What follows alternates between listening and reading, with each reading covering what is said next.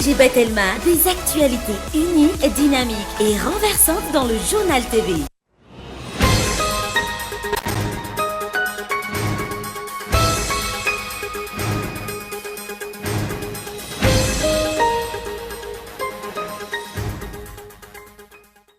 Hatramin'ny 3 ora tolakandro teo tsy nisy ny ainana fohy vokatry ny fandalovan'ny rivodoza amin'aty hoy ny BNGRC.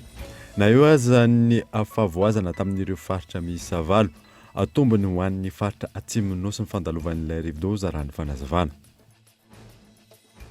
Tafakatra $700 ny ray balindran'ny solika eo amin'ny sehatra iraisam-pirenena isan'ny antongoavana amin'ny tarika izay fiakaran'ny zay ny ady eo amin'ny Russia sy Ukraine. Tsy ho afabel amin'ny fiakaran'izay Madagasikara hoy ny paitokarena iray.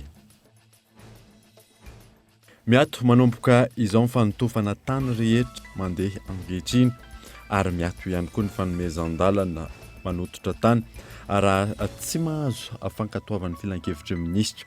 Izay no tapaka nandritra ny filan-kevitry minisitra omaly. Mahazo vana ankehitriny ny fisian'ny branchement illicite ao amin'ny fokontany ankasina. Anarivon'ireo trano ahitana izany izay manimba ny fitaovana mamatsy herinaratra eny amin'ny toerana. Manay ny loza ateraka izany ny tompona andraikitra antony nandraisana fepetra. Maresaka iraisam-pirenena miroso tamin'ny fanafiana ireo toerana stratégique ao Ukraine androany i Russie. Miraraka ny sazy ho an'i Russie avy amin'ireo firenendehibe izay nanatanteraka fivoriana maika ihany koa momba ny ity raharaha ity. Nandinonao arahanao afaka fotoana fo.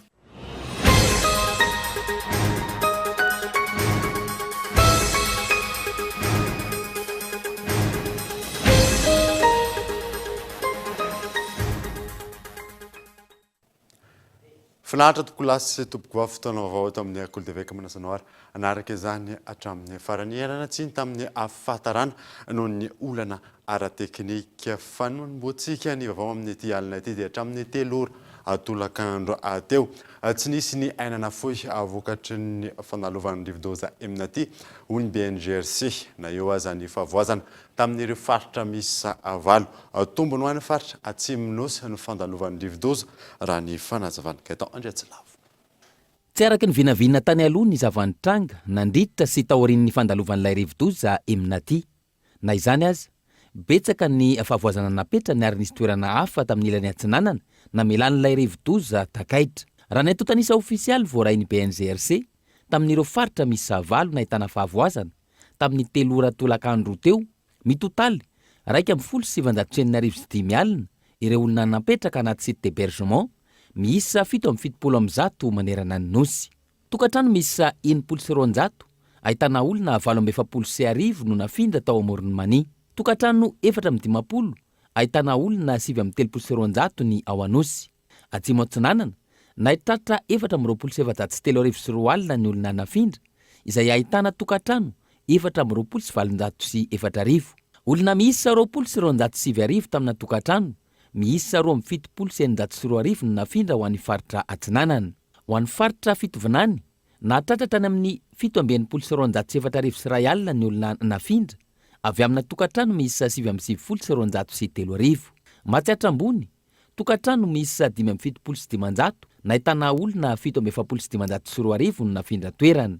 Ho an'ny faritra Sofia izay vitsy indrindra, olona miisa 10 tamina tokantrano 220 no nafindra toerana ary olona miisa 7,900 tamina tokantrano 5,903 no nafindra toerana tao amin'ny faritra Vatovavy. Atreto tsy nisy ny ainana fohy. Dia isaorantsika Andriamanitra fa tsy nahitana aina nafoy. Eto no ilazako tamintsika fa itsika zany tiana niomana fatratra zay ny dikany hoe tsy misy fahafatesan'ny olona. Na izanaty zany misy ny tsao mandeha hoe nahitana olona 3 maty tany farafangana, nisy olona maty anankiroa tany Ambohimasoa fa averiko eto fa mbola tsy voaporofo zany amin'izao fotoana zao fa raha ny tarehimarika azonay dia tsy nisy ny fahafatesana. Ankoatra ny trano sy ny fotodrafitrasa, maro ny lalana nahitana fahasimbana taorian'ny fandalovan'ny amin'aty. Isan'izany ny lalana hiditra ny Lakaka, ny lalana hiditra ny Betroka, ny eo anelanelan'ny Ambovimbe sy Taolagnaro izay ahitana ny fiakaran'ny rano, ny lalana mampitoy an'ny Mananjary sy ny lalam-pirenena 7, ny ao amin'ny RN11 mampitoy an'ny Mananjary sy Nosivarika sy ny sisa. na eo aza ny fahavoazana sy ny fampitehana nateraky ny rivo-doza ho an'ireo faritra valo ireo nahitana tombontsoa ny fandalovany aminaty ho an'ny faritra Atsimon'Nosy. Satria vokatra amin'izao fotoana zao raha tsy teny afa-tsy ny voatango ny voazavo zay anisan'ny fihinan'olona any atsimo zany ao ihany koa ny katsaka i Bekilo ohatra dia toerana fambolena voanjo nefa amin'izao fotoana zao dia nahitana ranorana ny tany manantena zany ny vahoaka fa mba haharesy farafaratsy ny amin'ny fotoana ty ny atao hoe aintany isaorantsika an'Andriamanitra izany zavatra izany. Faritra roa Androy sy Iorimbe teto ny tsy nahazona tatitra mahakasika ny fahavoazana sy ny faharavana. Ny 20 Janoary hatramin'ny androany 20 Febroary 2024 mitotaly 912 ireo nanatitra fanampiana teny amin'ny BNGRC ka nanoloran'izy ireo fisaorana. Manoloana ny fandalovany ilay rivo-dozany sesisesy indrindra taorian'ny Eminaty naneo hatrany ny firaisampo amin'ny vahoaka malagasy rehetra ny aina ny fetrakan'izany ny praiminisitra Ntsay Kristian sy ny governemanta iray manontolo. Tsy mamela ny vahoaka ho irery ny fitondram-panjakana ary efa mirotsaka antsehatra amin'ny fandraisana an-tanana ireo traboina sy ny fanarenana ny fotony ireo ratsa-mangaika ny fitondram-panjakana ary mifanome tanana ihany koa amin'izay rehetra hatrehana amin'izao fotoana izao. Nitsidika ny distrika ny Marolambo amin'ny faritra Atsinanana ny Flo Andrajoelina tamin'ity androany ity niaraka tamin'ireo minisitra sy ny mpiara-miombon'antoka. Ireo hélicoptère gros porteur no nampiasaina nitaterana fanampiana ho an'ireo mponina gato andretsy lavatra. Araky ny fanampanantenaina nandritra ny fandalovan'ny Flo tao amin'ny distrika ny Manoro tonga ny Angidimby hélicoptère gros porteur mazaka intana aman-taonina maro. Fiara-miasa amin'ny fanjakana malagasy sy ny mpiara-miombon'antoka amin'ny firenena mikambana amin'ny alalan'ny PAM no nahafahana ny sitraka ny fitaovam-pitaterana. Ny sitraka izany fitaterana fanampiana tamin'ny alalan'ny Angidimby izany voalohany ny distrika ny Marolambo nampandefa fanampiana varitsinjo sy ireo kojakoja niaraka tamin'ny vatitsinjo ihany koa ny Flo Andrajoelina nanainga ho an'ny Marolambo hatriny omaly ary ny toy androany ho fanampiana ny mponina ao an-toerana. Tsy niara-ny vokatry ny rivo-doza mivantana ny mponina ao an-tampon-tanàna ny komunina Marolambo. Miaina anaty fahasahiranana nefa ny mponina any an-toerana no ny faratsian'ny lalana mampitoy an'ny Marolambo sy Manoro indrindra ny fitaterana ireo kojakoja ilain'ny vahoaka amin'ny fiainana andavanandro sy ny solika. Ary mampalahelo tsika satria ny tokamonina tsy misy mijery, tsy misy pia fa tonga eto androany manamafy aminareo hoe tsy atao mitokamonina tsony i Marolambo ary tsy maintsy ampiana mponina sy ny vahoaka eto Marolambo tokolasova. Ary misy ray aman-dreny ara-panahy zay mampatsiahy foana i kardinal mba jerevy ny lalana Marolambo eto zany dia miteny aminareo fa efa ao Manoro ny fitaovana rehetrarehetra anamboatra ny lalana mandra-patonga eto Marolambo tokolasova. Taorian'ny Marolambo ny azon'ny commune ambany vohitry Sakevo ihany koa ny Flo 90 kilometatra atsimon'ny Marolambo. Commune isan'ny voadona mafy tamin'ny fandalovan'ny rivo-doza roa farany teo. Tsy maintsy amboarina ireo fotodrafitrasa simba ao an-toerana indrindra ireo sekoly ahafahan'ny mpianatra miverina mianatra sy manohy ny fianarana. Io ihany koa ny anohizana ny fitaterana ny entana sy ny kojakoja hafa ilain'ny vahoaka. Mikasika an'ireo bebe, mikasika an'ireo fotodrafitrasa simba raha endrasantsika tomobile na camion mitondra anazy aty Sakevo ela be vao tonga noho izany dia angataka amin'izy ireo tsika mba hoentina amin'ny hélicoptère ny vary mba hoentina amin'ity hélicoptère ty ny tolona dia mba tonga dia mba ao amboarina mifanarenana ny fotodrafitrasa sy mifanampiana ho an'ny vahoaka eto amin'ny Sakevo tokolasova. Nanome baiko ny Flo ny andefasana fanafody any an-toerana ka ho maimai-poana avokoa ny fizaham-pahasalamana, fitsaboana sy fanomezana fanafody ny vahoaka. Izaraketsa sy masomboly ary zezika ho an'ireo tatsaha-potika fambolena ihany koa ny fanjakana. Noraisy ny Flo ny fangatahana ho fijerena ny fampiakarana ny karaman'ny sefokotany, ny fanomezana jiro ho an'ny tanàna, ny rano fisotro madio sy ny fandraisana ho mpiasa-panjakana ireo mpampianatra FRAM. Be manalavitra Nosy hatrany ilay rivo-doza Eminaty raha ny fampitambavao voaray teo anivon'ny sampana mpamantatry ny toetrony andro afaona avokoa araka izany filazana loza amin'ireo faritra voakasika izany ary miverina amin'ny vaninandro avavaritra isika amin'izao fotoana izao iona saina. Raha ny fampitambavao voaray farany avy amin'ny sampana mpamantatry ny toetrandro momba ilay rivo-doza Eminaty tany amin'ny 730 kilometatra andrefana somary atsimo andrefana androka distrika Nampanino nisy ny Foibeny miamana lavitra ny Nosy hatrany ary mikisaka miankandrefana somary atsimo andrefana mahafaka 720 kilometatra isan'ora. 520 kilometatra isan'ora ny rivotra entina izay arahana tafiotra sy 10 kilometatra isan'ora. Ny rivotra tsy miova mijanona ho 520 kilometatra isan'ora izay arahana tafiotra 70 kilometatra isan'ora izay tafiotra izay dia efa somary ery amin'ny ilany atsimo kokoa zany hoe any anaty ranomasina tanteraka zany misy an'izay tafiotra izay. Manoloana izany rehetrarehetra zany dia foana avokoa zany ny filazana loza mahakasika an'ity rivodoza ity eto Madagasikara. Raha ny ahita taratra kosa nefa aloha zany ny any an-dranomasina zany somary mbola mafimafy ny rivotra, mbola hita ihany koa ny alon-drano nateraky nyity rivodoza ity koa manoloana izany rehetrarehetra zany dia mbola tsy azo atao aloha zany mampiasa ny ranomasina satria mbola heriny be ny ranomasina any amin'iny morontsiraka atsimo atsinanana sy ny any atsimony nosy iny. Miverina amin'ny androm-pahavaratra ny eto Madagasikara raha ny fampitambavaovao iray hatrany azo ny faritra manerana nosy ny oram-baratra ankoatra ny any Atsimo andrefana sy ny any Atsimo izay ho maina amin'ny ankapeny. Lafa mavao hafa kosa indray dia tafiakatra $400 ny balinany solika eo amin'ny sehatra iraisam-pirenena amin'izao fotoana izao. Isan'ny antony afiakarana ny ady eo amin'ny Russie sy Ukraine. Isan'ny tsy afabela amin'ny fiantraikan'izany i Madagasikara ho ny paitoekarena iray fanadina. Voalohany tao anatin'ny 7 taona tafiakatra $400 ny vidy solika eo amin'ny sehatra iraisam-pirenena. Fotoana fohy taorian'ny fanambarany filorosiana amin'ny pahibe maso ny fanaovany opération militaire ao Ukraine. Eo ihany koa ny tolotra sy ny tinady raha ny faneho-kevitra mipaitoekarena maneran-tany. Itoy mandritra ny fotoana maritra ny fiantraikany ady amin'ny vidy solika eo amin'ny sehatra iraisam-pirenena ho an'ny paitoekarena iray nanaovana fanadihadiana. Isan'ny tsy ho afabela amin'ny fiantraikany io i Madagasikara. Araka ny fanazavany, avesatra ny fiantraikan'izany amin'ny fisonitra ny vidim-piainana ankapobeny. Mazava ho azy moa zany fa Madagasikara, toekarana Madagasikara sy ireo seha-pirenena reny dia miankina amin'ny solika avokoa ny ankamaroany raha tsy laza raha tsy ny sehatra ny fitaterana eo amin'ny famokarana herinaratra, famokarana angova dia mila an'izay solika izay daholo ka mety isy fiantraikany goavana izay eo amin'ny fiainana-toekaren'i Madagasikara. Raha tsy laza fotsiny eo amin'ny fitaterana zao ohatra dia mety isy fiantraikany be izay eo amin'ny fiakaran'ny saran-dalana ohatra na hoe fiakaran'ny reo vidinetiny ilaina amin'ny andavanandro satria famezivezen'ny vidiny ireo entanareo fotsiny dia efa mila izay solika izay.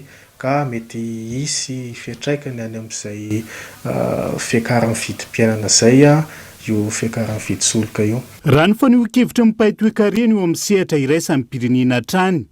Tsy misy afa-tsy ny firenena mpikamba no PEP na ny fikambana ny firenena mpanondrana solika sy ny mpiara-dalana amin'ny any no afaka mampidina ny vidin'ny barily-tsorika eo amin'ny sehatra iraisam-pirenena.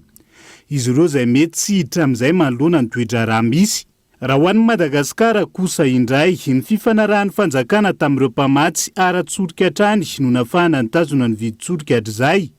Fifanarahana izay niteraka pasifa hatramin'ny $700 miliara raha ny farantaona 2012.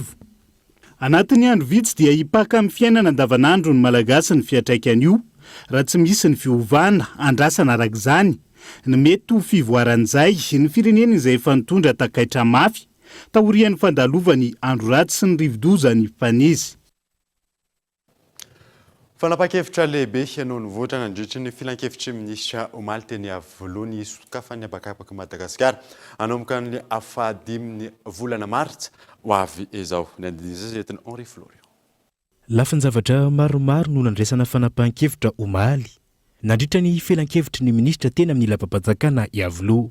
Isan'izany ny fankataovana didim-panjakana izay manambara fa ny daty ny fahadiminy volana martsa ho avy izao no isokatry ny abakabaka i Madagasikara saingy hisy ireo fepetra apetraky ny fanjakana malagasy mahakasika izany. Nankataovana ihany koa ny fampitsaharana, ny fanaovana systématiquement ny fitelenana ny test TDR ho an'ireo mandray ny sidina anatiny noho ny fidena ny tahan'ny Covid-19 eto Madagasikara amin'izao fotoana izao. Fantatra ihany koa fa nomena lalana ny fanatanterahana ny hetsika fankalazana ny fa-17 taona ny tolona 20 martsa 1770 amin'ity taona ity sy ny fankalazana ny andro manderan-tany ho an'izony vehivavy amin'ity taona ity izay ho tanterahana any Manakara faritra fitovinany. Ny ray hatramin'ny fahavalo ny volana martsa ho avy izao eo ambany fitaria Andramatoa Mialy Rajoely. Ho an'ny ministera ny fanajerena ny tany sy ny fananantany miaraka amin'ny ministera ny toe-karena sy ny fitadianam-bola nankatôvana ny fametrahana ny système de quittance électronique momba ny gestion domaniale et topographique ao amin'ny sampandraharaha ny fananantany. Fankatôvana maromaro ihany koa no nandraisana fanapahan-kevitra eo anivon'ny ministera isan-tokony ary nisy ny fanandrina mpiasa-panjakana ambony ary nisy ihany koa ny fanafoana didim-panjakana. Mahavelom-bolo ny mpisehatra amin'ny fizahan-tany ny fanapahan-kevitry ny fanjakana hanokatra ny habakabaky Madagasikara na tsy mbola fantatra mazava aza ny fepetrapetraka amin'ny azany. Miandrandra ny fanamorana ireo fepetra ny Association des tours opérateurs de Madagascar. Yves Richard. Ny 10 martsa no ivena isokatra rapomba ofisialy ny habakabaka Madagasikara araka ny tatitra ny filakevitra minisitra Omaly. Afaka mivena manoho ny asany avokoa ny kompani pitaterana na habakabaka na mivoaka na miditra ny firenena. Fanapahan-kevitra tsara manoloana ny fasarana ny toe-karena kabeny onto anivon'ny topina ny Association des tours opérateurs professionnels. Na izany na tsy izany tsy mbola fantatra ny fepetra mifandraika amin'izay. Raha ho an'ny top Madagasikara trany fepetra fahanisehatra ny fizahan-tany miaina indray. Taorian'ny telo taona ny Katsony no andrasany. Tsy tokony isy arak'izany ny fanasarotana ny pitsopitso ny takina ho an'ny mpizahan-tany raha toka voamarina ny fahasalamany. Fanantenana dia tokony mitovy amin'ireo firenena izay mifandray amintsika amin'ny resaka fitaterana ohatra la Frantsa. Angamba ny herinandro mahery izay no nivoaka hoe raha vacciné anao vacciné anao an'ilay 3 doses dia efa afaka miditra. Izany hoe mampiasa an'ilay passe sanitaire izany dia efa mino fa hitovitovy amin'izay ihany koa ny eto amintsika mba hialana amin'ilay resaka hoe confinement 48 heures sy ny maro isan-karazany. Izany dia efa isan'ny hoe fanamaivana na antenanay mpandraraha indrindrandrindra izay tour opérateur. Ankoatr'izay efa mila mandinika ny tokony ampivelarina ny fifanarahan'ny-piara-miasa amin'ny kompani pitaterana na habakabaka hafa ihany koa i Madagasikara. Tanjona ny sarihana mpitsidika vaovao ankoatra ny efa mahafantatra ny destination Madagasikara ho fanarenana aingana ny sehatra. Azadino fataony ohatra hoe ny avy any Inde ohatra tamin'ny voalohandohan'ny taona reny efa tonga teto zareo efa tokony misy signature tokony ho atao amin'izany da ihany koa zareo ato Afrika tokony ireo zany tokony tohizana betsaka ny kompania aérienne ankoatra n'ireo le fampiara-miasa mba hanamora ny fatongavana eto amintsika. Ohatra hoe ny Air France zany mialatsiny ny fitenenana tokony ampitomboana le fréquence mba hampiena le vidiny satria androany tena mitenenao fa lafo dia lafo ny koany be na ivoaka na hiditra ny Madagasikara. Izany zany ny vahaolana tokony jerevana aingana mba hanamora ny fahatongavan'ny mpizahatany. Andrasana arak'izany ny fivoahan' izay fepetra enti mandrindra ny asa kaben'izay ho hatrany voalohan'ny top androany. Fepetra izay arahan'ny ministera ny raharaham-bahiny, ministera ny fizahan-tany ary ministera ny fitaterana Mikando. Miato manomboka izao ny fanotofana tany rehetra mandeha ankehitriny ary miato ihany koa ny fanomezan-dalana manototra tany raha tsy mahazo fankatoavany filan-kevitry minisitra. Izay no tapaka nandritra ny filan-kevitry minisitra Omaly Miantarandriana evo. Noraisina ny didim-panjakana mandrara sy mampiato ny asa fanotofan-tany rehetra eto amin'ny faritra Antananarivo araka ny filan-kevitry ny minisitra. Manoloana izany, miato avokoa ny asa fanotofan-tany efa mandeha. Tsy misy ihany koa ny fanomezan-dalana azo omena raha tsy mahazo ny fankatoavan'ny filan-kevitry ny minisitra, izany hoe tsy manan-kery izay fanomezan-dalana tsy nahazona izay fankatoavana izay. Tiako marina verimberina foana fa ny fahazon-dalana nototra tany na anangana trano hatramin'izay dia sy ara-dalàna dia nivoaka tao amin'ny commune daholo ary manaraka ny amin'ny teny français prescription d'urbanisme zay tsara dalàna dia efa nandraisana fepetra daholo. Hitantsika zao teny Andranotapahana nisy Ambodratrimo nisy nanototra ny rano dia nidina teny ny commune Ambodratrimo sy ny tao ministère dia namebaiko an'izy ireo analan'ireo lay rano natototra tao ireo dia efa afaka izy amin'izao fotoana izao. Zay fepetra zay no anjara andraikitry ny ministère sy ny commune. Dia ny olona tsy mahatateraka an'izay dia andraisana fepetra. Dia ity fotoana hitsara ny fanaovana fanotorana tany ity zany dia fotoana amerenana amin'lony daholo reo olona manamora ny fanenjehana nireo olona zay nanao fanotofana nefa tsy nanara-dalàna nandahazo fahazahon-dalana teny anivon'ireo commune Antananarivo sy ny commune manodidina rehetrarehetra. Tsy maintsy hirosona ny fijerevana fa olana maharitra manoloana ny fisian'ny tondradrano rehefa fotoanan'ny rotsakorana eto Antananarivo. Tafiditra amin'izay ireo fepetra ireo. Eo ihany koa ny vahaolana anatin'ny tetikasa PIAA1 dingana faharoa ny amin'ny fisian'ny schéma directeur mikasika n'Antananarivo. Tsy Antananarivo renivohitra ihany le voasakana amin'le fanotorana fa Antananarivo sy ny manodidina azy iray manontolo dia ny antony dia araka le nazavaiko teo hoe rehefa hita reny tondradrano reny dia sao dia tsara ny manao fanadihadiana bebe koa mba hiarovana ny tanàna Antananarivo sy ireo tanàna manodidina rehetrarehetra. Dia izay nisany efa raisina atao anatin'ity tetikasa dingana faharoa ity ezahana vita alohan'ny farany taona izay fanadihadiana izay ahafantarana ny hoe inona marina ny tena fotodrafitrasa amboniny tokony ho atao ka tsy hiteraka fahasimban-javatra na tondradrano eto amin'ny tanàna Antananarivo satria le avorana teo iny inona ataontsika hoe crue décennale izany hoe tokony isaky ny 10 taona zany vao misy tondradrano ohatran'iny nefa tsy avantsika tato ato fa vetivety dia efa miverina le tondradrano noho ny fiovaovan'ny toetrandro dia mila zany paikady vaovao sy mijery lavidavitra kokoa indray dia fotodrafitrasa mifanaraka amin'izay tokony. Araka ny tatitry ny filakevitry ny minisitra hatrany entina nahara-maso ny asa fanotofana tany na nahazoana lalana na tsia tazomina manontolo ireo iraka fanaraha-maso sy fanamarinana izay andraikitan'ny polisy ny fanajariana ny tany sy ny polisy ny fanotofa-tany. Amafisina ihany koa ny fanapihan'ny manam-pahefana hafa amin'ny fanatanterahana izany. Isan'ny manana adidy amin'izay ny commune sy ny tompon'andraikitra samihafa izay misahana ny fanaraha-maso ireo fanotofana tany rehetra. Nateo aza ny fiakaran'ny rano noho ny fandalovan'ny andro ratsy nafany nampikoriana aingana ny rano tamin'ny lakan-drano teto Antananarivo ny fahafitan'ny asa maro tanatin'ny dingana voalohany tetikasa PIAA. Nirosy ankehitriny fanatanterahana ny dingan'ny faharoan'ny tetikasa. Njery mizotra ny asa androan'ny ministry ny fanajariana tany ny bentanàna niaraka tamin'ireo mpiara miombonantoka miatarandriana. Nisy anko lehibe tamin'ny fiatriany andro ratsy izay nivadika ho rivo-doza ana ny volana lasa teo. Ny fahavitan'ny asa maro tafiditra amin'ny tetikasa PIAA phase 1 na ny dingana voalohan'ny programme d'assainissement d'Antananarivo. Asa maro mbola tanterahana anatin'ny dingana faharoa amin'izany na ny phase 2. Manodidina ny 100,000 no vita ankehitriny. Misy phase anankiroa ilay phase 1 dia phase 2 zany zao tia nijerentsika androany ity ny fanomboana nireo asa amin'ilay phase 2 fa hijerena ihany koa hoe nisy nahazoam-bokany tsara ve ny asa natao tamin'ny phase 1 iny samy natsapa angamitsika tamin'ny filatsahan'ny orambe teo fa nisy ny tondradrano fa tsy ohatra ny mahazatra intsony fa afaka niena angana ny rano mbola tsy ampy anefa izay dia izay mbola nijerena ny hoe inona aby ireo paikady hafa indray mbola entina hanatsarana iarahana amin'ny tanàna Antananarivo mba hanafaingana ihany bebe koa ny fikorianan'ny rano mba tsy hisiany ny tondradrano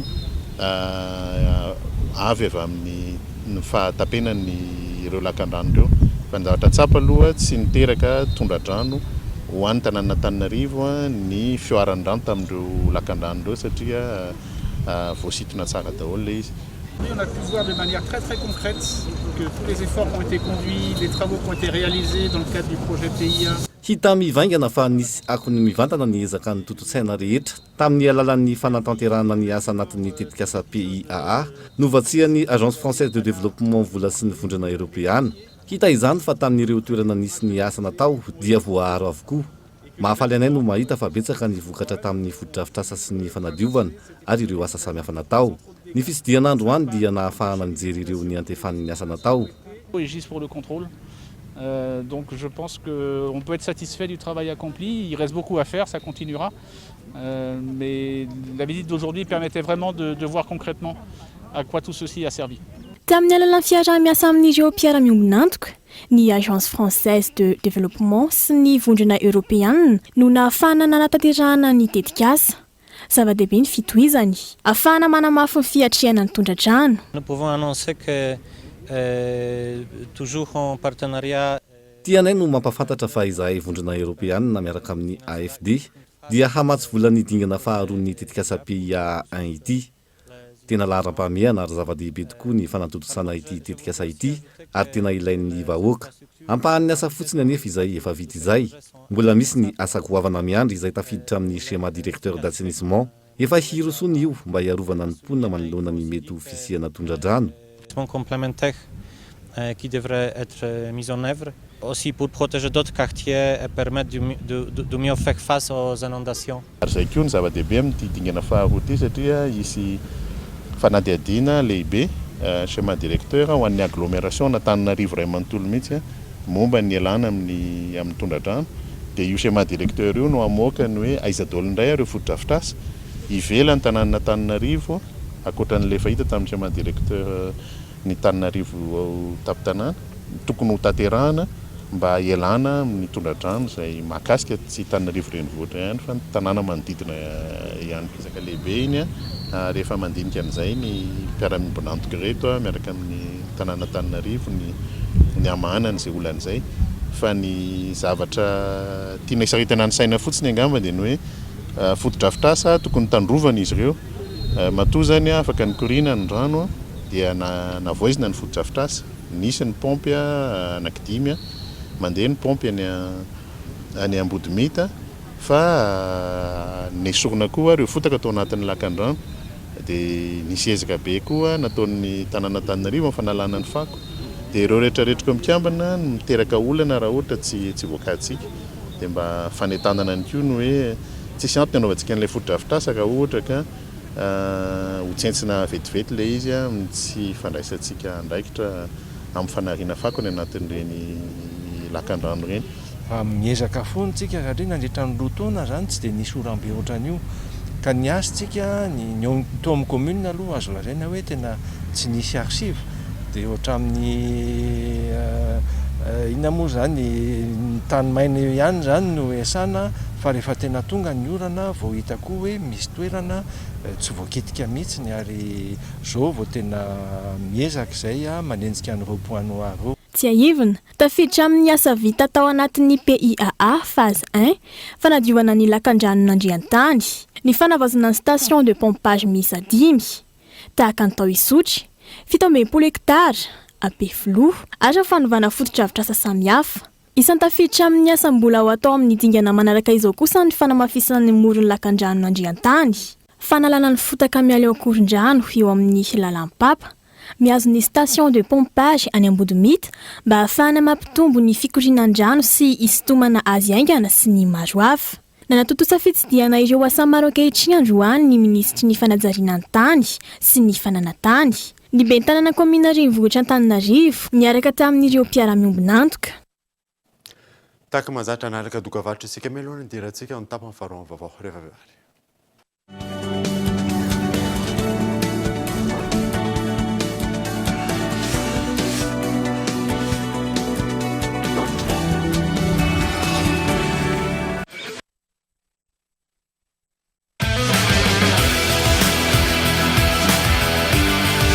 Mbola mitohy ny ezaka izay mbola vona ampiakatra avy ny voninahitra Madagasikara amin'ny lafiny kolontsaina sy ny mozika magnera izao tontolo izao. Zay quoi 030.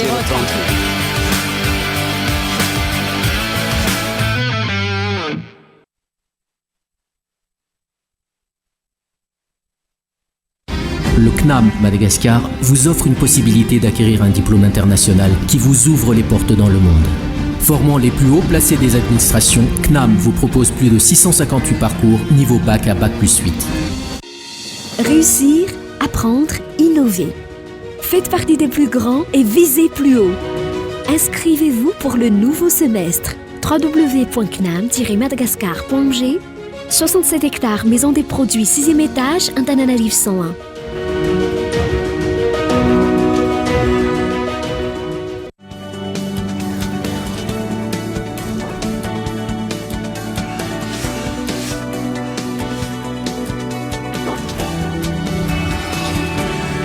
Manambahiny sampana fampalalam-baovao amin'ity alina ity tsy safandrema tofo mahatsara Elmana zay PDG ny Elcure Madagascar miarapana tokaso atao anatin'ny fampalalam-baovao fantanina petrako aminao voalohany hoe fantatsika moa zao fa mikarakara etsika ny Elcure Madagascar afaka lazalazaina misimisy kokoa hoe makasika izay fanamafisana makasika izay miarahaba ny namana anylalaina ary miarahaba ihany koa ampitiavana mpanajana ny vahoaka malagasy izay manaraka an'ity fampahalalam-baovao ity. Araka nefa nolazaina teto tamin'ny fampahalalam-baovao tamin'ny andro vitsivitsy tany aloha dia anatanteraka indray conférence de formation culture entrepreneuriale et développement personnel ny Elcure Madagascar. Atao ity mba anofanana ny mpandray anjara rehetra mba ho tonga mpandrara matianina. Zava-dehibe efatra ny tombontsoa izay omena anareo ao anatin'ity fanofanana ity izay tanjony ny fiofanana.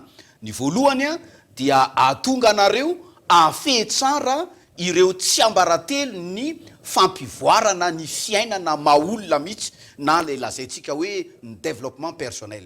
Tsy maintsy isika maolona atsika aloha no misy dingam-pandrosoana vao afaka hitondra fampandrosoana na fandrosoana ho an'ny orinasa anankiray. Ny faharoa dia ahatonga ny mpandray anjara afehy tsara ny fomba fitantanana ny orinasa izay natsangana ary indrindra ahafahana mitondra fampandrosoana an'izany. Azadiny fa ny orinasa atsika raha ohatra ka mbola mitovitovy tamin'ny 2 taona lasa, tamin'ny 3 taona lasa, tamin'ny 5 taona lasa nananganany azy ihany hatramin'izao fotoana 2022 izao dia misy olanao ary misy blocage ngeza be ao izay tsy ahafahana mitombo sy mandroso amin'ny dingana avoavo kokoa.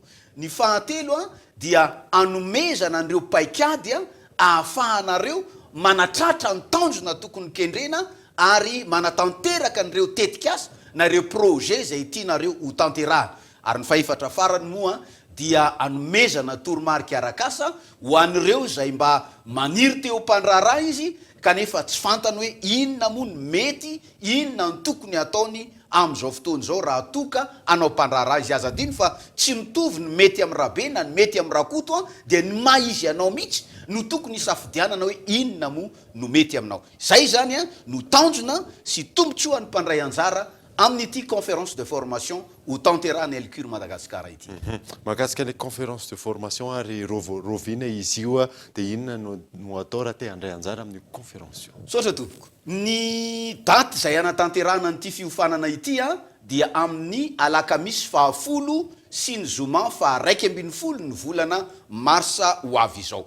Rehefa handray anjara ianareo araka nefa fantatrareo mazava loatra fa andoavam-bola misy frais de formation andoavam-bola ity fiofanana ity izay fiofanana 2 andro 2 jours de formation fa 6 mois ny suivi mandritra ny enim-bolana dia manampy anao zay manohana anao zay ny amin'ny fomba rehetrarehetra azahoanao manatanteraka ny projet anao.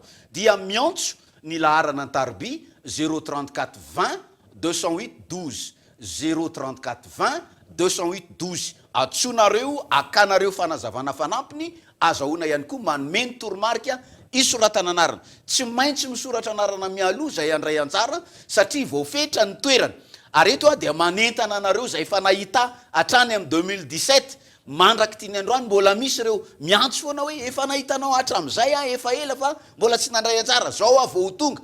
Aza miandry fa tsy maintsy manao dinga ny fandraisana fanapahan-kevitra, manao zavatra ianao dia manao action dia miandry développement sy fandrosoana eo amin'ny fiainanao manokana sy eo amin'ny orinasanao.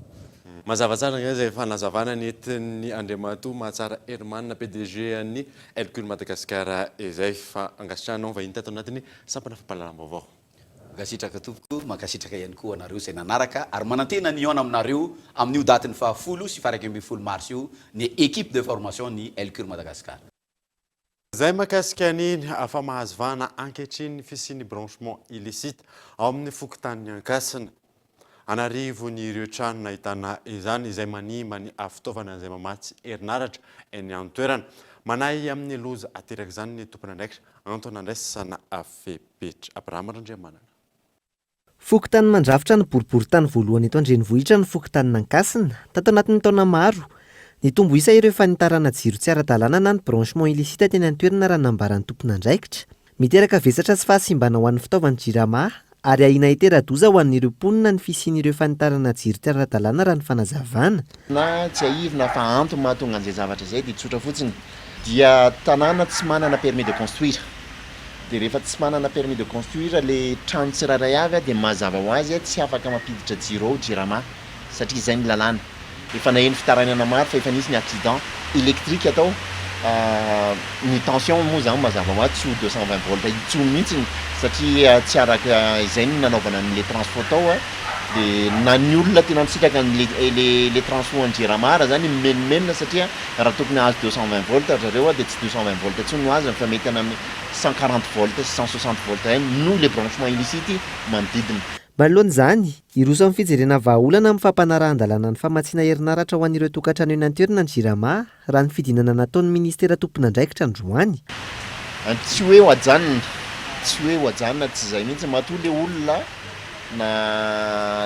nanao an'le izy tsy ara-dalàna dia mazava ho azy zany fa mila izy dia atao aloha zany zay ampidirantsika anazy ao anatin'ny lalàna satria tany voafehin-dalàna i Madagasikara misy pénalité amin'izany zavatra zany satria tsy manara-dalàna sy mangalatra sotra be zany ary misy danger public ihany koa zany satria raha fil miboridana nataonao any ambanin'ny tany eny ambony rano sy ny rehetra dia tsy ianao misitraka anazy ihany no azo olana fa ny olona zay mety mandeha ao anatin'ny zavatra io na izany naty zany avec ny mandeha fa zao dia zao ihany dia iona amin'ny tompon'andraikitra ambony ao amin'ny jirama sy ny tompon'andraikitra ny tena fanaovana n'io branchement io dia ho hitantsika eo zay fanapa-kevitra ho atao. Ankoatra izay ho mafisina ihany koa ny fametrahana ireo andrinjiro anatin'ireo tanàna eny amin'ny fokontany Ankasina raha ny fanazavana. Tontolon'ny fahasalamana kosa indray dia maro ireo olona mihazakazaka eny amin'ny toerana fanaovana vaksiny amin'ny azao fotoana izao. Ny fanomafisana ny ady amin'ny avalana aretina moa nisan'ny marisy lahatra azy ireo amin'ny izany fanadina. Mbola mena tanteraka ao anatin'ny valanaretina Covid-19 ny malagasy amin'izao fotoana izao. Resy lahatra ny fanaovana vaksiny ankabeazan'ireo olona isorohana ny forme grave. Ny nandrisika nanao vaksiny zany dia mba hievitena ny forme grave n'le Covid-19 zany. Première dose zany nataoko. Mampitombo hery fiarovana manoloana ny fiatrehana ny aretina ny vaksiny. Araka nambaran'ity raim-pianakaviana nanao ny vaksiny ity. Izay efa nanao ny fatra fahatelo amin'izao fotoana izao. Ny antony nandrisika nanao an'ilay vaksiny zany dia io zany vaksiny io mampitombo ny hery ao anaty amin'izay mba tsy matahotahotra ho voan'ny ilay aretina corona. Tongava manao vaksiny tsika mianakavy.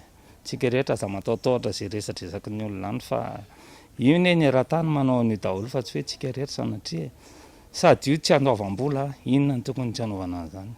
Tsy hitako raha salamiko aloha tongava daholo fa ilainy vatantsika io. Maimaimpona fanaovana vaksiny fanefitry ny valana aretina Covid-19 tsy antery ny fanaovana izany. Afaka manatona ireny toeram-panaovam-vaksiny ireny avokoa ireo rehetra izay resy lahatra amin'ny fanatodosana izany. Lafo hafa kosa indray dia andray anjara mavitrika amin'ny fanamariana ny andro ny vehivavy ny valomartsa ho avy izao ny mpikambana avy ao anivon'ny sampana Dorcas Foibe amin'ity ataona ity. Maro ny hetsika ho karakarain'izy ireo amin'izany ivresha. Vehivavy mitondra fandriam-pahalema na vehivavy mampiavana, vehivavy malotina. Iodina amin'izay loha hevitra entin'ny sampana Dorcas ho anivon'ny fiangonana FJKM manamarika ny andro ny valomartsa amin'ity taona ity. Loha hevitra izay nalaina manoloana ny olana mianjady amin'ny vehivavy malagasy amin'izao fotoana izao. Fantatsika tsara ny zava-misy isan-tokantrano, isaky ny fiarahamonina, indrindra eo anivon'ny firenena. Fantatsika tsara ny zavatra iaina ireny atao hoe vehivavy ireny. Izany no mahatonga ny sampana Dorcas Foibe amin'ity indray nitoraka ity anolotra ireo karazana hetsika maro samihafa ka hivoatra manokana amin'ny fotoana iny hoe vehivavy mahavita tena ary vehivavy mitady izay natao hoe fahavita-tena ara-tsakafo izany. Izay hita tokoa fa tena hoe zavatra lehibe ahafahana mampiroborobo tokoa ny fiainan'izany atao hoe vehivavy izany. Tafiditra anatin'ny programa hoentina izy ireo hanampiana ny vehivavy malagasy amin'izany ny fambolena.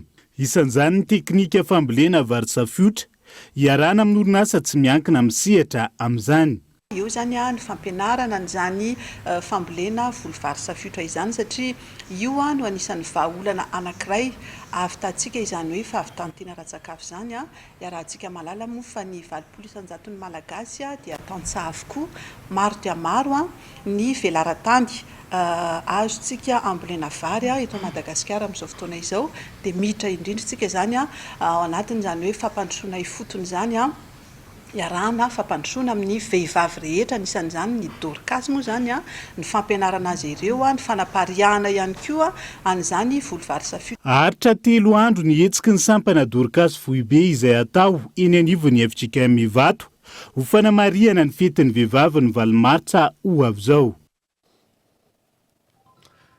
Tsy manana toeram-pivoahana manara-penitra ny fitopolo isanjaton'ny mponina eto Antananarivo araka ny fanazavan'ny société municipale d'assainissement izay nanao hetsika fanentanana ny mponina tamin'ity androany ity fanadina.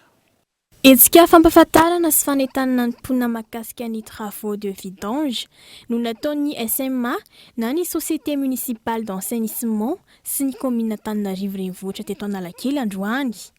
Ny SMA izay rafitra fanangonana ny maloto any amin'ireo toerana fanaovana maloto, WC public, WC anatin'ny orinasa ary ny WC any atokantrano tsirairay.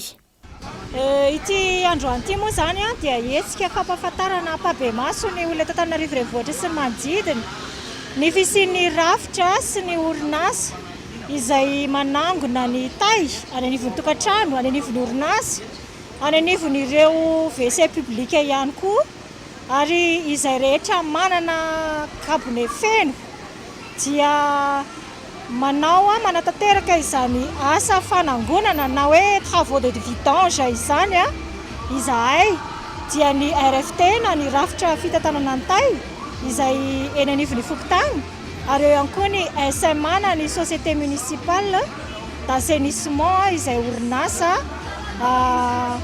notendren'ny commune anao ny asa fanadiovana eto Antananarivo renivohitra. Hatreto ny 70 isanjaton'ny mponina tsy manana WC manara-penitra raha ny eto Antananarivo manokana. Na izany, Fokotany folo no efa ahitana ny rafitra SMA amin'izao fotoana izao. Ary afaka misitraka ity tetikasa ity ny Fokotany rehetra manodidina ireo Fokotany folo voafidy ireo. Tsara ho fantatra nefa fa ny fampitaovana an'ireny RFT teo amin'ireo Fokotany folo ireo dia fitaovana manara-penitra ary feno dia feno izay nirahana tamin'ny Royaume de Norvège naminamantsy niaraka tamin'ny UNICEF, Watered ary ny commune urbaine Antananarivo no vatsiana tamin'izany. Manomboka izao zany isy ireo rafitra ireo mahazo manantona ireny rafitra ireny ny tokantrano na tsy amin'ilay Fokotany nisy alia fa manodidina dia mirary izy io. Nefany ny asa atao amin'ny mahafitaovana efa raitra ary fomba ary-penitra dia ho afa-po ny tokantrano tsy vola be da be izy io fa arak'izay fanarahana amin'ilay RFT hoe izao ihany zakana tokantrano dia izao no asa ho atao ilay RFT. Misy sarana mirary ny asa rehetra atao araka ny maha-orinasa tsy miankina ny SMA na ny société municipale d'assainissement raha ny fanazavana. Vaovao any amin'ny faritra kosa indray dia menandro nitady eo amin'ireo mpivarotra amoron-dranomasina sy ny commune Toamasina nanomboka omaly avokatra ny fanesorana ireo mpivarotra ho firosoana amin'ny fananteterana ny tetika Samiami phase 2 fanadina. Nanomboka omaly mareno ny fehim-potoana voatondro hametrahana ireo fifanitsy manamorona ny arabe hanatanterahana ny fanohizana ny asa ao anatin'ilay tetika Samiami ka ahafahana miroso amin'ny dingana faharoa amin'ny fanaovana izany tetika asa izany. Manoloana izany, niteraka fifamaliana teo amin'ny mpivarotra sy ny mpitandro filaminana ny fametrahana ity fefy ity. Mitarena ireo mpivarotra ao amoron-dranomasina ireto ao Toamasina ao noho izy ireo mbola ao anatin'ny vanim-potoana ny mahatraboana ka hanano sarotra ny fifindrana any amin'ny toeram-pivarotana Vonjomaika izay natolotry ny commune Ambonivohitra Toamasina nandritra ny fifanarahana natria ny sekretera jeneraly ny ministera ny fanajariana ny tany sy ireo izay voakasika mivantana amin'ity tetika asa ity. Ny daty ny 17 janoary lasa teo. Zay dia miantsony agnaranao président satria ino miantsony teny napetraka anao taminay hoe vitany ampany zay vao atao le ampany nefa zay amin'izao efa afody tsy mahazo mivarotra ny antony dia tsy fantane mazava amin'ny avy le fanamboaranao le miami ary zay nagneky atao kanefa kosa ny lalàna tokony ampiarinao président de zao ny première phase 1 kilomètre deuxième phase 1 kilomètre tohizo le target nataonao aza atao tapany kely 50 centimètre nangalanao zay mpivarotra tsy mandany fotodrafitrasa ataon'ny mpitandrofian'ny mpitondra fanjakana fa kosa zay mba mangataka fepitoagna mba ho lavalava satria zao agnatina crise anare miteny hoe tsindrovana social mbahoaka ny fotodrafitrasa jiaby dia akato daholo nefa ny fotodrafitrasa akato magnino araka ny miami projet na miami mandeha izay afody be akato fognany nefa ny gastora ry mbola tsy vita première phase akao mbola tsisy olo miasa efa nisy tokoa ny taratasy fampafantarana mialoha nilazan'ny commune ambony vohitry Tomasina ny amin'ny tsy maintsy ampiarina ny fifanekena izay nifanaovana amin'ny hanesorana ireto mpivarotra ireto tamin'ny fafiaran'ny volana janoary lasa teo mba ahafahana manomboka ny toy ny ity tetikasa ity. Efa maro ny fifampiresahana izay natao sy ny fifanarahana entre ny commune urbaine Toamasina sy zareo avy any amin'ny ministera sy solotenan'ny mpivarotra ny ankapobeny mikasika ny famindrana nireo mpivarotra izay voakasika ny phase 2 35 dia efa betsaka ary efa latra tamin'ny le 7 février no feptaona nangatana farana atsika zao efa le 23 février dia androany mo ny fotoana izay nanatenterahana izay fanaovana ny fefia anomboana izay travaux phase 2 zay. Efa nioatra ny fotoana ny fanarahana ka niroso amin'ny asany mpanatanteraka. Orinasa mpanao sakafo tsy miankina iray izay manana toeram-pivarotana tsy lavitra eo no voatonotona matetika tao anatin'izao fanohizana ny tetikasa miami dingana faharoa izao izay miara-miasa amin'ny fanjakana amin'ny fananganana fotodrafitrasa.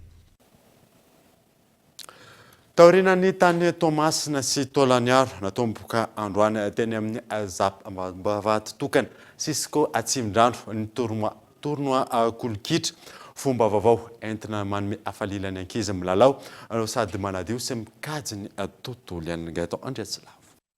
Aza paritaka ny fako plastika fa andao anamboarana kolokitra dia adio ny taranantsika. Io ny lohahevitra voizina amin'ny boky nosoratany Andriambolanoro Mireille Clémence nivoaka ny volana Jona 2024 mitantara ny resaka baolina sachet. Ny tanjony kolokitra dia sady mampirisika ny ankizy hamaky boky aloha voalohany indrindra, izay ny tanjona tamin'ny voalohany sy ity lalao baolina kitra sy fanatanjahantena ary indrindra hiaro ny tontolo iainana ao anatin'ilay slogan hoe aza paritaka ny plastika fa hanamboarana kolokitra dia madio ny tanànantsika. Raha hitantsika zao reny tamin'ilay farany teo tamin'ny tondradrano ireny dia tena feno fako plastika tany anatin'ny lakan-drano ary dia miakatra ny rano tsika ihany no vomafy amin'ilay izy. Dia ny tanjonay sy ny ady ataonay dia any amin'ireo sekoly izahay no tena manosika satria ireo ankizy ireo no avy ny firenena. Ireo ankizy ireo no tena mandray ary mora atoro, mora manaraka an'ilay izy. Miara-miasa akaiky amin'ny zapy atsimindrano zay amin'ny EPP koa tena tsy manavaka fiaraha-miasa na amin'ny sekoly miankina na amin'ny sekoly tsy miankina. No tanterana androany araka izany ny tournoi voalohany ao amin'ny kolokitra izay tafiditra anatin'ny fankalazana ny journée des écoles teto Antananarivo taoriny ny Tomasina sy Taolagnaro. Teny amin'ny zapy mavady tokana sisiko atsimindrano na natanterahana izany. Nomena loka avy amin'ireo mpanohana sy ireo mpiara-miambinantoka ny ankizy mpilalao. Tafita ny afatra ary nentanina ihany koa ireo ankizy hitondra izany eny anivon'ny fiarahamonina.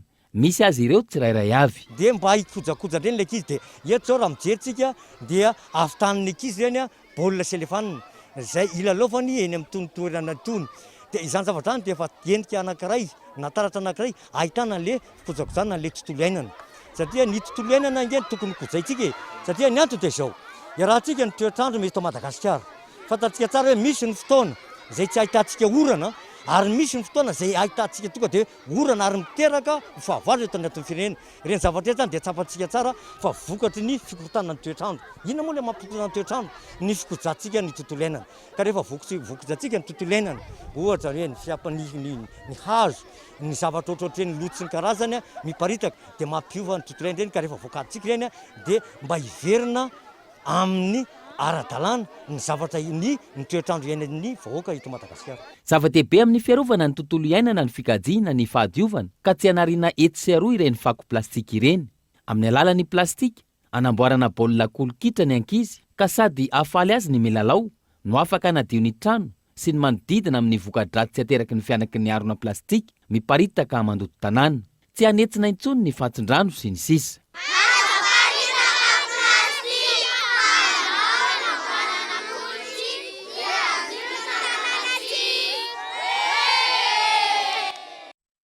Mialohan'ny vaovao iraisam-pirenena dia manameloka ny fanafiana izay ataon'ny Rusia ny Ukraine ny délégation ny vondrona Europiana eto Madagasikara sy Comore araka ny fanambarana ny vahoaka tanaty tambazotra serasera.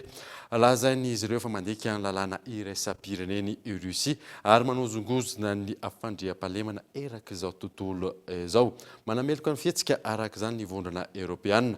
Mangataka izy ireo ny ampitsarany Rusia tsy misy atakandro ny fanafiana ary fialan'ny miaramilany ao Ukraine. Ny vondrona Europiana dia manohana ny Ukraine sy ny vahoakany. Vaovao iraisam-pirenena mahakasika izay fanafiana izay dia nandroso tamin'ny fanafiana ireo toerana stratezika ao Ukraine androany i Rusia. Miraraka ny sazy ho an'ny Rusia avy amin'ireo firenendehibe fanandena. Des explosions à Kiev, Mariupol ou encore Kharkiv, la Russie lance une opération militaire dans toute l'Ukraine. Nanome alalana ireo tafika rosiana ny maraina teo i Vladimir Poutine hanafika ny Ukraine. Faritra maro no voasera bomba tamin'izany raha tany amin'ny faritra atsinanana ihany no heveriny maro. Lasibatra hatrany Mariupol sy Kiev ary ireo tanàna isan'ny stratejika ny Ukraine. Tahaka ny hita amin'ny sary, setroka mainty sisa no hita ao amin'ny seranam-piaramanidina ny Kharkiv, tanàna iray ao Ukraine. Araka izany, daroka bomba no nanaitra ireo Ukrainianina.